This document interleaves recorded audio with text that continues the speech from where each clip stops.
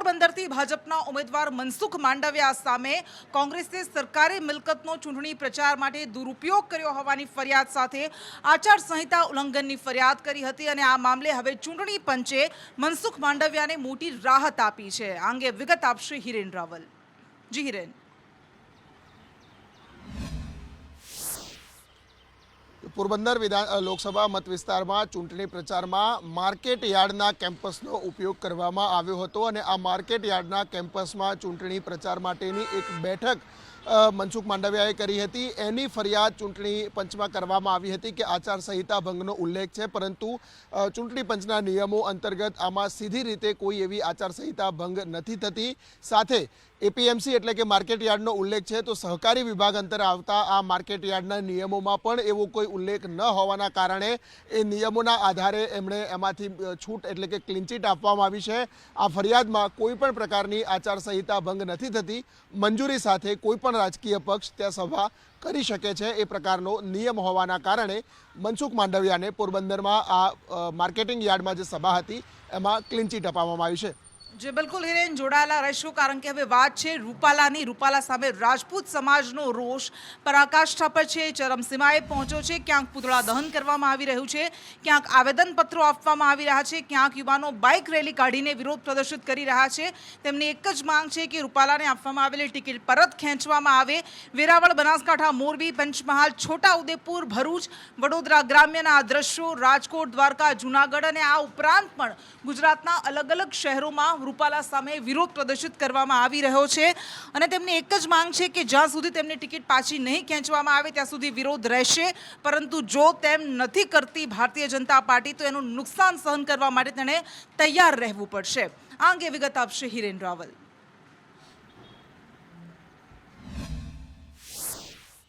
જો લગભગ છેલ્લા એકાદ અઠવાડિયા કરતાં વધુ સમય એટલે કે 9 દિવસ જેટલા સમયથી આ વિવાદ શમવાનું નામ નથી લઈ રહ્યો। દિવસે ને દિવસે આ વિવાદ મોટો થતો જાય છે। આજે પણ અમદાવાદ સહિત સૌરાષ્ટ્ર અને દક્ષિણ ગુજરાત, ઉત્તર ગુજરાતના અલગ અલગ જિલ્લાઓમાં આવેદનપત્ર આપવામાં આવ્યા છે અને પુરુષોત્તમ રૂપાલાનું જે નિવેદન છે એ નિવેદન બદલ તેમને પાર્ટીની ટિકિટ જે છે એટલે કે ભારતીય જનતા પાર્ટી રાજકોટ બેઠક ઉપરથી એમની ટિકિટ રદ કરે એ પ્રકારની માંગણી છે। આજે જે કાર્યક્રમો યોજાયા છે એ કાર્યક્રમોમાં રાજકોટમાં પુરુષોત્તમ રૂપાલાને બોયકોટ કરતા પોસ્ટરો લાગ્યા છે। આ ઉપરાંત વલસાડમાં વિરોધ થયો છે, વલસાડમાં પણ ત્યાં આવેદનપત્ર આપવામાં આવ્યું છે। મોરબીના ટંકારામાં આવેદનપત્ર આપી અને રૂપાલાનો વિરોધ કરવામાં આવ્યો છે। ભરૂચમાં પણ ક્ષત્રિય સમાજે વિરોધ કર્યો છે। આ સાથે પાર્ટી હાઈકમાન્ડે જે સમાધાનની વાત કરી છે એના ઉપર પણ ક્ષત્રિય સમાજે નારાજગી વ્યક્ત કરી અને આવી કોઈ સમાધાન નહીં કરવામાં આવે।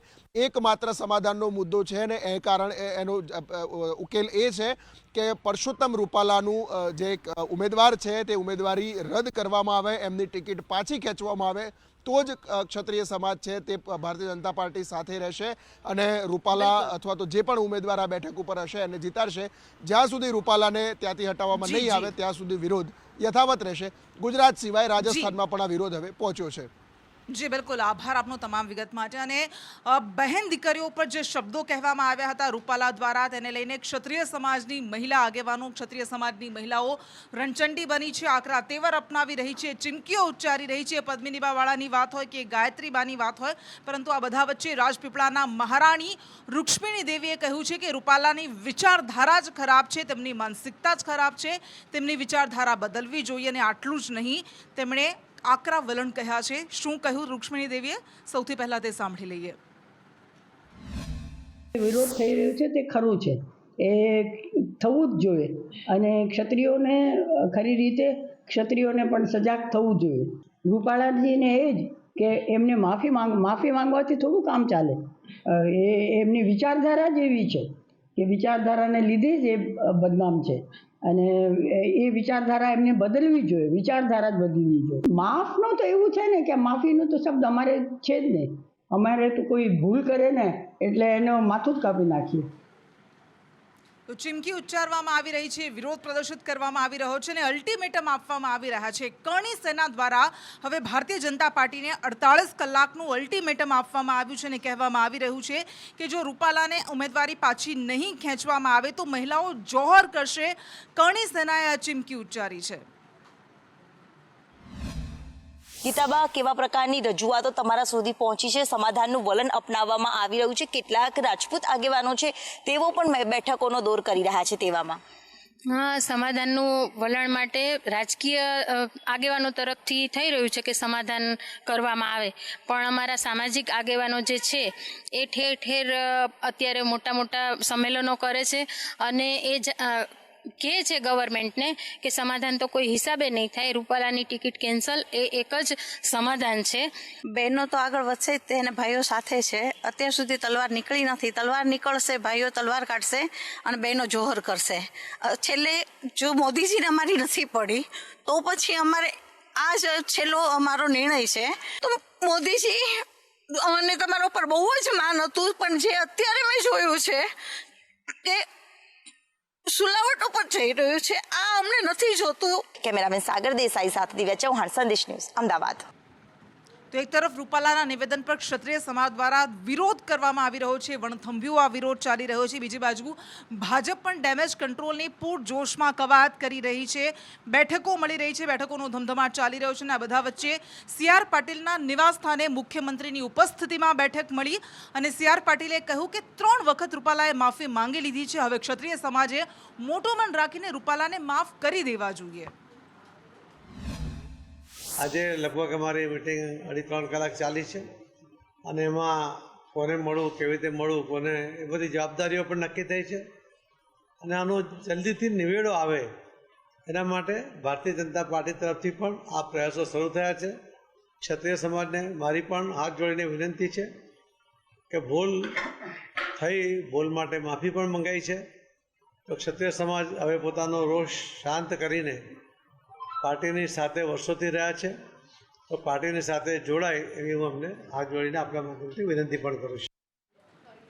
તો એક તરફ ભાજપને ડેમેજ કંટ્રોલની કોશિશ છે, પરંતુ બીજી બાજુ જે રીતે અલ્ટિમેટમ આપવામાં આવી રહ્યા છે અને પહેલા દિવસથી ક્ષત્રિય સમાજના આગેવાનો કહી રહ્યા છે કે ભારતીય જનતા પાર્ટી સાથે અમારે કોઈ વાંધો નથી, અલબત્ત 80% ક્ષત્રિયો ભાજપને જ વોટ આપે છે, ભાજપ સાથે જોડાયેલા છે, પરંતુ જો રૂપાલાની હકાલપટ્ટી નથી કરવામાં આવતી, એમની ટિકિટ પાછી લેવામાં નથી આવતી, તો ભોગવવાનો વારો ભાજપે આવશે. અને આ જ નારા સાથે, આ જ ચીમકી સાથે અમદાવાદમાં પણ આ લોક સંપર્ક રેલી કાઢવામાં આવી, લોક સંપર્ક રથ તૈયાર કરીને. લોકસભાની ચૂંટણી નજીક છે, બીજી તરફ ચૂંટણી પ્રચારમાં પ્રજા અને તમામ ઉમેદવારો વ્યસ્ત થયા છે, ત્યારે ઉમેદવારોના વિવાદિત નિવેદનને લઈને તાજેતરમાં ક્ષત્રિય સમાજ આકરા પાણીએ જોવા મળી રહ્યું છે. ઠેર ઠેર પરસોત્તમ રૂપાલાનો વિરોધ કરવામાં આવી રહ્યો છે અને તમામ સમાજની એક જ માંગ અત્યારે હાલ જોવા મળી રહી છે કે ઉમેદવારી પત્ર તે રદ કરવામાં આવે કાં પછી તેઓ સ્વયં પાછું ખેંચી લે. તમામ લોકો અનોખી રીતે વિરોધ છે તે કરે છે, ત્યારે ક્ષત્રિય સમાજના આગેવાન દ્વારા પણ જેમ ચૂંટણી પ્રચાર કરવામાં આવતો હોય છે તેમ લોક સંપર્ક કરીને પરસોત્તમ રૂપાલાનો વિરોધ અનોખી રીતે કરવામાં આવી રહ્યો છે. આગેવાન આપણી સાથે છે, એમની સાથે જ વાત કરીએ. પ્રદીપસિંહ, કઈ રીતનો આપનો વિરોધ છે? ઠેર ઠેર વિરોધ પ્રદર્શન થઈ રહ્યા છે, ત્યારે 500 વર્ષ પછી નરેન્દ્ર મોદી સાહેબે ક્ષત્રિય સમાજના અમારા શ્રી રામનું મંદિર ભવ્ય બનાવી અને સ્થાપિત કર્યું અને એના અનુસંધાને અમે આ રથ લઈને નીકળ્યા છીએ કે ભાઈ ત્યાં મોદી સાહેબની એક પ્રતિમા મુકાય સરસ અને વડનગરમાં અને અહીંયા મુકાય, એનું અમે લોકસંપર્ક અભિયાન કરીને નીકળ્યા છીએ. આ પાર્ટી અત્યારે પાર્ટીની વિરુદ્ધમાં જે ક્ષત્રિય સમાજ તમારા લીધે નિવેદનો કરે છે અને આવેદનપત્રો આલે છે, તો તમને આત્મસ્મરણ થવું જોઈએ કે ભાઈ હું આ 5 વર્ષ ઇલેક્શન નથી લડતો, તમે રાજ્યસભામાં બી જઈ શકશો, ગવર્નરે તમને બનાવશે પાર્ટી, પણ પાર્ટીને નુકસાન ના થાય કોઈ અને કોઈ આખો પેલું એ ના થાય, એના માટે થઈને તમે આ પાછું ખેંચો તો સૌથી સારું છે પાર્ટી માટે. અને એટલે તમામ પાર્ટી સાથે કોઈ પણ વાદ વિવાદ નથી, પરંતુ પાર્ટી સાથે જોડાયેલા પરસોત્તમ રૂપાલા ઉમેદવારી પત્ર પોતાનું પરત ખેંચે તેવી માંગ સાથે મેમનગરમાં પણ ક્ષત્રિય સમાજ દ્વારા વિરોધ કરવામાં આવી રહ્યો છે. કેમેરામેન સાગર દેસાઈ સાથે દિવ્યા ચૌહાણ, સંદેશ ન્યૂઝ, અમદાવાદ. અને આ માફીની નહીં પરંતુ માનસિકતાની વાત છે. રૂપાલાની માનસિકતા જ ખરાબ છે. રૂક્ષ્મણી દેવીએ જે શબ્દો કહ્યા હતા એવા જ શબ્દો પોતાના આકરા તેવર માટે જાણીતા શંકરસિંહ વાઘેલાએ પણ ઉચ્ચાર્યા છે અને રૂપાલા સામે ક્ષત્રિય સમાજના વિરોધને શંકરસિંહે સમર્થન આપ્યું છે. રૂપાલાની ટિકિટ રદ કરવાની માંગને પણ તેમણે યોગ્ય જણાવી છે. પરંતુ બીજેપીની જે ખોટી માનસિકતા, જે માનસિકતાના આધારે જો તમે ખરેખર લાગણીઓ સમજતા હોય બહેનોની, સમાજની, બીજા બધાની, તો અત્યાર સુધીમાં આનો અભ્યાસ કરીને ઉમેદવાર બદલવાનો નિર્ણય કર્યો હોત. કારણ કે બીજેપીની માનસિકતા એ એન્ટી ક્ષત્રિય બની રહી છે. એના દાખલા પુરાવા 19માં તમે એક બી ઉમેદવાર ક્ષત્રિય સમાજમાંથી લોકસભામાં નહીં, 24માં નહીં મૂક્યો. એટલું નહીં, દાખલા તરીકે રાજસ્થાનમાં વસુંધરા રાજે હતા એમને બી કાઢ્યા. એટલું જ નહીં, જે ભારત રત્નની માગણી મહારાજ કૃષ્ણકુમારસિંહજી જે રજવાડાએ પહેલ કરી ભરી જવા માટે, એ અડવાણી સાહેબને કઈ અવસ્થામાં ભારત રત્ન આપ્યું. પોતે ઉમેદવાર થવું ન થવું, ઉમેદવાર થયા એ પાર્ટીએ નક્કી કર્યા. રાજ્યસભામાં લઈ જાઓ, આપણને ક્યાં વાંધો છે? પણ જો ઉમેદવાર ભારતીય જનતા પાર્ટી નથી બદલતી, એનો અર્થ કે ભારતીય જનતા પાર્ટી નથી બદલતી, તમે થયા એ કરો. તમારી બેન બેટીઓ પર અમે ગમે તેવું કરીશું, તમે થાય એ કરી લો. અને ભારતીય જનતા પાર્ટીવાળા ક્ષત્રિયો જે હોય, કદાચ સિદ્ધાંત નીતિને માનતા હોય, પણ જો એમનો આત્મા એમની બેન દીકરીને કોઈ આ સંભળાયું હોય તો એ શું કરત? ફરગેટ ક્ષત્રિયો, પણ સમાજની કોઈ પણ બેન દીકરી માટે ગમે તેવા એલિગેશન થાય તો આપણે શું કરીએ? આપણે આપણી બેન દીકરીની વાત સાંભળી લઈશું કે આ રાજપૂતો માથા ઉતારી લેવાની ટેવવાળા લોકો છે. આ માફી માગવાથી આ કેસ માફીનો ન હોય, આ માનસિકતાનો, the mentality of the BJP.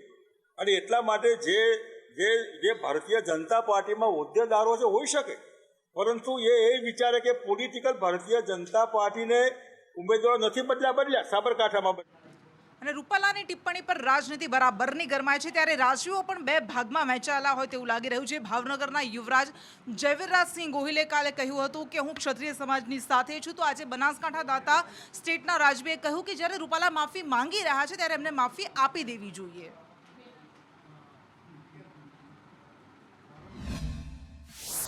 मैं चाहता हूं कि हमारे जो राजपूत भाई हैं, रूपाला साहब हैं, उनके बीच में अगर समाधान हो जाए और जो भी अमुक जो दंड हमारे राजपूत भाई चाहते हैं उसका बीच का कुछ रास्ता निकल जाए और शांतिपूर्वक ये विवाद खत्म हो जाए, वही मैं चाहूँगा. जो भी आगेवान हैं, जैसे क्षत्रिय समाज के जो 10-15 जो भी आगेवान हैं, उनसे मिलना चाहिए और जो रास्ता निकलता है बीच का, वो रास्ता निकाल देना चाहिए.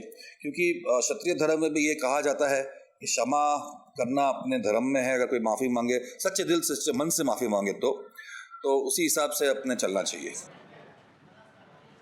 અને રાજ્યનો ભાગ્યે જ કોઈ એવો જિલ્લો બાકી રહ્યો હશે કે જ્યાં રૂપાલાના નિવેદન પર ઉઠેલી આગની જ્વાળા ન પહોંચી હોય, અને ગીરના પણ આ રેલો પહોંચી ગયો છે. રૂપાલાના નિવેદનના પડઘા હવે ગીરમાં પણ પહોંચ્યા છે અને ક્ષત્રિય સમાજના આગેવાનો ઉપરાંત અન્ય સમાજ પણ આ વિરોધમાં જોડાયા છે. રૂપાલાની ટિકિટ પરત લઈ લેવામાં આવે, આ એક જ માંગ તેમના દ્વારા કરવામાં આવી રહી છે.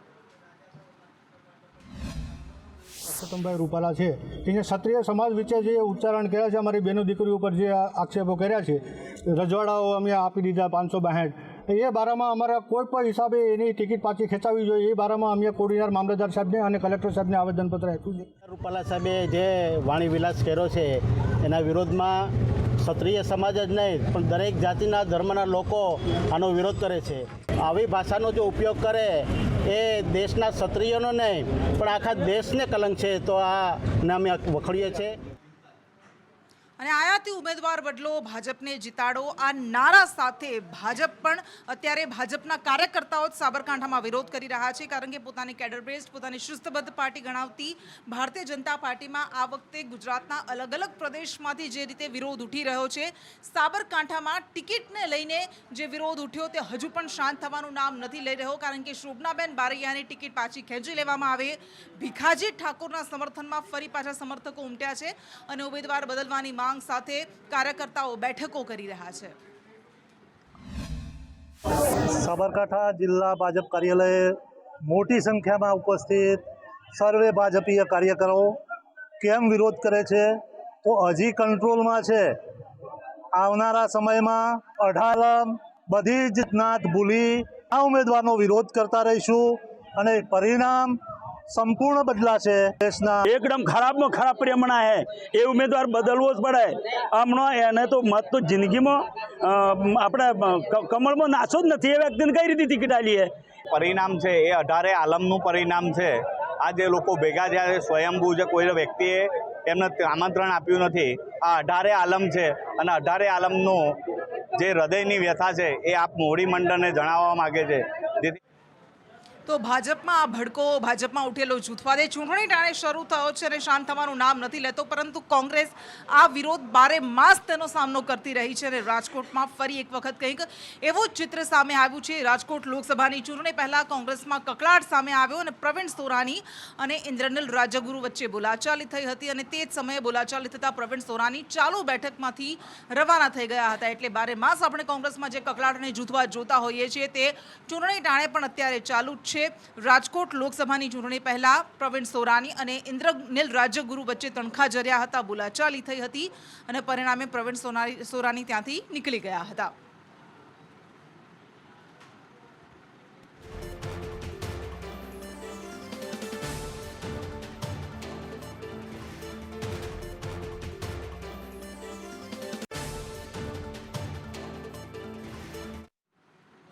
અને એક બાદ એક ઝટકા વચ્ચે આમ આદમી પાર્ટીને આજે થોડી રાહત મળી છે, કારણ કે ગઈકાલે જ્યારે અરવિંદ કેજરીવાલને 15 દિવસ માટે તિહાર જેલમાં મોકલવામાં આવ્યા ત્યારે આ બધા વચ્ચે સંજય સિંહ કે જેઓ છેલ્લા 6 મહિનાથી જેલમાં બંધ હતા તેમને આજે જામીન મળ્યા છે. વધુ વિગત આપશે સંજય ચૌધરી.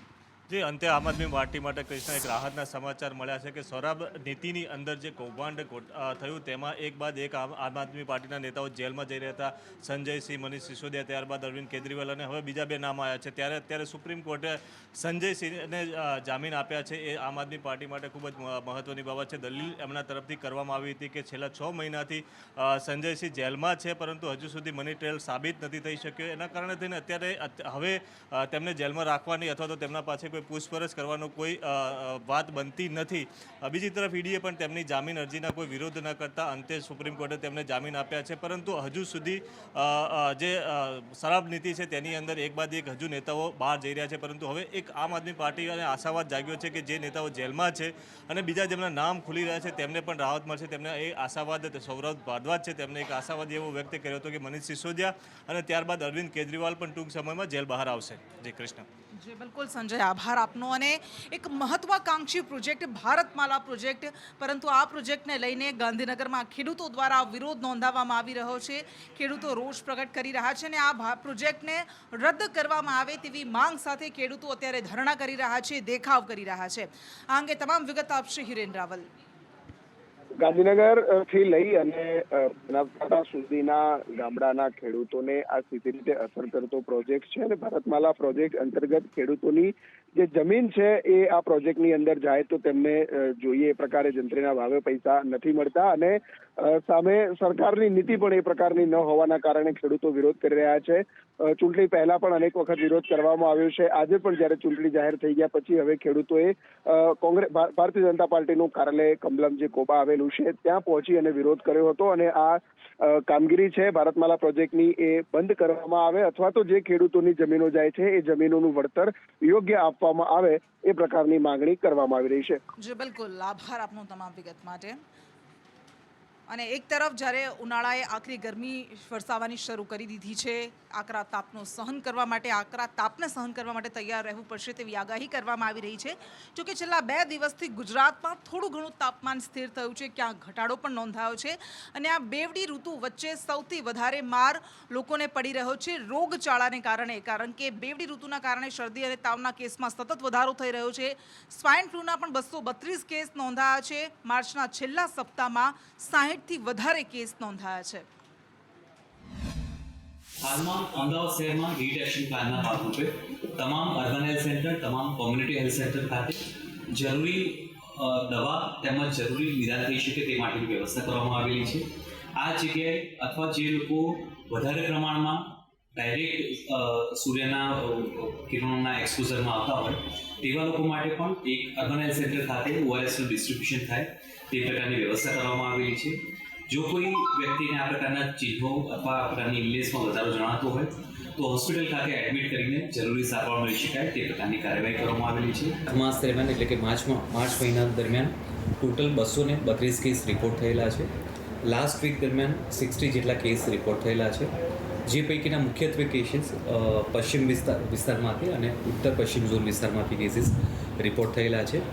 અમદાવાદ મ્યુનિસિપલ કોર્પોરેશનની તમામ હોસ્પિટલ VS શારદાબેન LG હોસ્પિટલમાં આ પ્રકારની સુવિધા મળી રહે તે પ્રકારની વ્યવસ્થા કરવામાં આવેલી છે. અને ઉનાળો હજુ તો શરૂ થયો છે, પરંતુ આ વખતનો ઉનાળો રેકોર્ડ તોડશે તેવી આગાહી કરવામાં આવી રહી છે. પ્રચંડ રહેશે, તીવ્ર રહેશે અને ખાસ કરીને એપ્રિલ, મે, જૂન આ 3 મહિના એવા રહેશે કે જ્યારે લોકોએ આકરા તાપને સહન કરવા માટે તૈયાર રહેવું પડશે, કારણ કે લાંબા હીટવેવની શક્યતા વ્યક્ત કરાઈ છે. नॉर्दर्न प्लेन्स में और नॉर्थ पेनिनसुलर रीजन पे. इसका मतलब है राजस्थान, उत्तर प्रदेश, मध्य प्रदेश, गुजरात, छत्तीसगढ़, ओडिशा, आंध्र प्रदेश, तेलंगाना, महाराष्ट्र, ये सभी एरिया में नॉर्मल से ज़्यादा हीटवेव होने का संभावना है. लगभग 8 से 10 दिन हीटवेव होता है इस सीजन पे डिफरेंट प्लेसेस में. इस बार थोड़े से ज़्यादा होने का संभावना है. और ये हीट वेव को देखते हुए हमको स्पेशली हम ये स्ट्रेस दे रहे हैं क्योंकि इस साल इलेक्शन होने वाला है. અને રશિયા અને યુક્રેન વચ્ચેનું યુદ્ધ જે હજુ પણ શાંત નથી થયું, પરંતુ કેવી રીતે યુક્રેનમાં ફસાયેલા ભારતીય વિદ્યાર્થીઓને ભારતીય વિદેશ મંત્રાલય દ્વારા બહાર કાઢવામાં આવ્યા તેને લઈને આજે વિદેશ મંત્રી S જયશંકરે રાજકોટમાં વાત કરી. हमारे भाग्य में ये जरूर लिखा है कि भारत, हम जो है विकसित भारत की ओर अमृत काल में, इसमें मुझे कोई डाउट नहीं कि हमारा देश आगे बढ़ता जाएगा. और जो पर ये ऑटोमेटिकली नहीं बढ़ेगा, हमें इसके लिए परिश्रम करना होगा. हमें अपने नेतृत्व जो भी लीडर्स हैं उनको सपोर्ट देना होगा. आगे के रास्ते का एक फाउंडेशन, एक बुनियाद बन गया है और उसके आधार पे जो भी पिछले 10 साल में जो प्रगति हुई है, ये प्रगति अगले 25 साल के सफर के लिए एक बुनियाद है.